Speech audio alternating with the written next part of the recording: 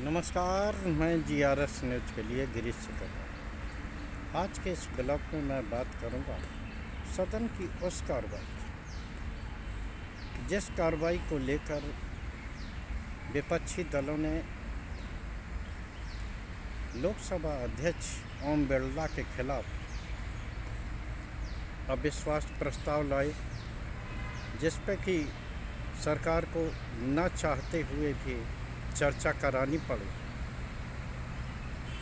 ना चाहते हुए का शब्द मात्र मैंने इसलिए प्रयोग किया क्योंकि जिन चीज़ों को नियम कानून के तहत माननीय सदस्यगण सदन में चर्चा कराना चाहते हैं, सत्ताधारी दल उस चर्चा से बचता है। आज किस तरह से गैस की किल्लत के कारण तरह तरह की स्थिति है, महंगाई के कारण लोगों का जीना दूभर हो रहा है। एस्मा लगे होने के बावजूद भी जिस प्रकार से गैस की कालाबाजारी हो रही है, वो बात किसी से छिपी। अगर विपक्षी दल इन मुद्दों को लेकर जगह जगह प्रदर्शन करना चाहते हैं तो सरकार उन पर मुकदमा कायम कर रही है और सदन में महंगाई की चर्चा हो, अमेरिका के उन बातों की चर्चा हो जिसको लेकर अमेरिका ने न सिर्फ भारत जैसे विशाल देश को अपमानित किया, बल्कि प्रधानमंत्री की गरिमा भी उन्होंने किस प्रकार से तार तार की, ये बात किसी से छिपी। लेकिन विपक्षी दल जब इस मुद्दे पर चर्चा करना चाहते हैं तो यही पीठासीन अधिकारी हों, चाहे अध्यक्ष हो, कोई भी स्पेस विपक्षी दलों को देने के लिए तैयार है। मजबूरी ये रही सरकार की कि जिन चर्चाओं से वो बचना चाहते, वो 2 दिन की इस चर्चा में खूब उठाई गई। विपक्षी दलों ने लोकसभा अध्यक्ष पर जितने तीखे हमले नहीं किए, उससे ज़्यादा तीखे हमले सरकार की कार्यशैली पर किए। निश्चित तौर पर अध्यक्ष तो भले ही जिन्हें संविधान के तहत लोकसभा का कस्टोडियन माना जाता हो, लेकिन जिस प्रकार से वो सत्ताधारी दल के प्रति झुके हुए दिखाई देते हैं और जिस प्रकार से वो विपक्ष को कोई स्पेस नहीं देते, निश्चित तौर पर इस बात की कल्पना तो उस संविधान निर्माताओं ने भी नहीं की होगी जिन लोगों ने आज़ादी के बाद संविधान बनाने की प्रक्रिया शुरू की। कल जैसा कि परिणाम आना था वैसा ही रहा। पीठासीन सदस्य जो उस समय चेयर पर थे, जगदम्बिका पाल, उन्होंने उस प्रस्ताव को ही खारिज कर दिया। ये अलग बात है कि मतदान की नौबत ही नहीं आई, और अगर मतदान होता भी तो किस प्रकार से मतदान के सदस्यों को मैनेज करने की प्रक्रिया होती, किसी से छिपी नहीं है। किस प्रकार से ईडी, CBI, इनकम टैक्स आदि के अधिकारी चुनावी राज्यों में सक्रिय होते हैं और किस प्रकार से वो सत्ताधारी दल के पक्ष में गोलबंद करते हैं, अब ये बात भी किसी से छिपी नहीं। अध्यक्ष भी एक तरह से उनका मोहरा ही है, और ये मोहरा क्या कर सकता है, क्या नहीं कर सकता है, आप सभी लोगों ने देखा होगा कि किस प्रकार विपक्ष को दबाने के लिए उनके सदस्यों को बार बार निलंबित करना। जिन पर चर्चा करने से, जिन मुद्दों पर चर्चा करने के खत है, सरकार बच रही थी, सदन में चर्चा नहीं कर रही थी। कल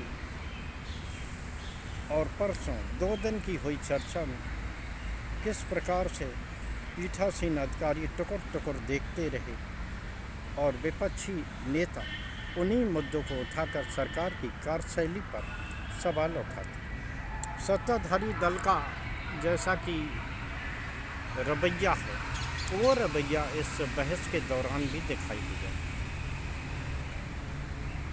अपनी जवाबदेही से बचने के लिए जिस प्रकार ये 12 वर्ष की सरकार नेहरू और कांग्रेस के पीछे छिपती रही, वो प्रक्रिया भी कल गृह मंत्री के जवाब देने के समय भी दिखाई। प्रधानमंत्री किस प्रकार से सदन से दूर होते हैं और किस प्रकार से वो सदन में आते नहीं हैं, वो सभी लोगों ने देखा। उसमें भी कोई आश्चर्य की बात नहीं है, क्योंकि प्रधानमंत्री को सवालों से परहेज, वो सिर्फ अपने मन की बात करते हैं। जनता के मन से उन्हें कोई भी संबंध है नहीं, अपनी बात करते हैं और कांग्रेस के पीछे छिपकर किस प्रकार से उन्होंने अपना राज सत्ता चलाई, अपनी नाकामियों को छपाया है, पूरे देश ने देखा। कल जवाब देते समय गृह मंत्री अमित शाह की जबान की फिसली। राहुल गांधी को लेकर पूरे सत्ताधारी दल की क्या मंशा है, ये उनकी बात से स्पष्ट हो गया। और जिस प्रकार से उन्होंने एक अपशब्द बोला, जिसको लेकर पूरे विपक्ष ने अमित शाह से माफ़ी मांगने की बात की। माफ़ी न तो कभी ये सरकार मांगती है और न ही गृह मंत्री ने माफ़ी मांगी, न ही पीठासीन जो अधिकारी होते हैं उनकी ही हिम्मत ये कहने की पड़ी कि आपने संसदीय शब्द का प्रयोग किया है, कृपया आप सदन से माफ़ी मांगें। माफ़ी नहीं मांगी और जिस तरह के शब्दों का प्रयोग किया, बाद में अमित शाह ने ये कहा कि अगर कोई असंसदीय शब्द हो तो उसको आप कार्रवाई से निकाल सकते। एक तरह से ये आदेश था, जिसका कि आरोप विपक्षी दल लगाते थे कि उनके कहने के अनुसार ही किस प्रकार से अध्यक्ष आचरण करते हैं। चंद्रशेखर रावण हो या अन्य सांसद हो, सभी लोगों ने ये कहा और ये बात सत्य होती प्रतीत हुई कि किस प्रकार सत्ताधारी दल के सांसदों को कुछ भी कहने की छूट है और विपक्षी दल अगर मुंह खोलेंगे तो उनको सबसे पहले बोलने नहीं दिया जाएगा या उनकी कही बातों को कार्रवाई से निकाल दिया जाएगा। हालांकि 2 दिन की ये वार्ता हुई जिसमें विपक्ष ने खासकर सभी बिंदुओं को छुआ। महंगाई पर चर्चा की, ईरान इजराइल संकट पर जिससे चर्चा के लिए सरकार बचना चाहती थी उस पर चर्चा की, कंप्रोमाइज्ड पीएम का जिक्र हुआ और जिस प्रकार से अमेरिका हमें लगातार अपमानित कर रहा है उसकी बानगी कल भी दिखी कि जब वाशिंगटन की प्रेस सचिव ने भारत को एक एक्टर बता दिया। उन्होंने कहा वो अमेरिका के कहने के अनुसार काम करता है। हमने कहा कि रूस से तेल मत खरीदिए, आपने तेल बंद कर दिया।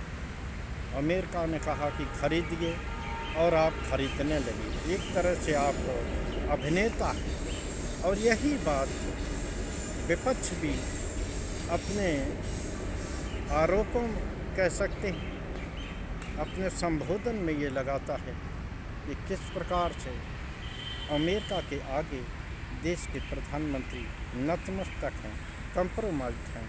आप इस बारे में क्या सोचते हैं? अपना कमेंट करके ज़रूर बताएं।